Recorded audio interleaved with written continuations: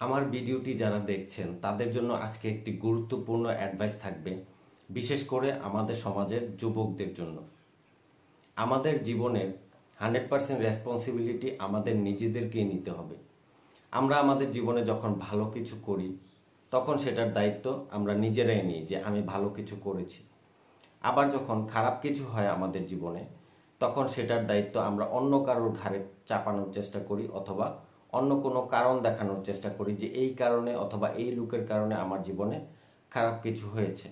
So এই blaming policy আমাদের দেশের মানুষকে কুরে কুরে খাচ্ছে।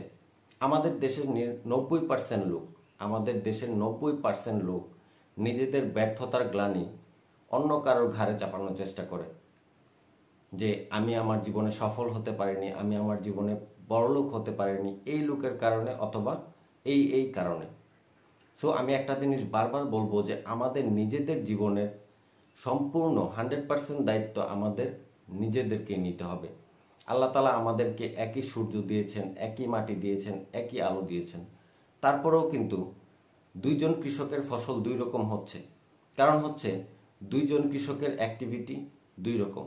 সো একটা কথাই বারবার বলবো যে আপনার জীবনে ব্যর্থতা অথবা সফলতা সেটার দায়িত্ব দায়ভার আপনাকেই নিতে হবে।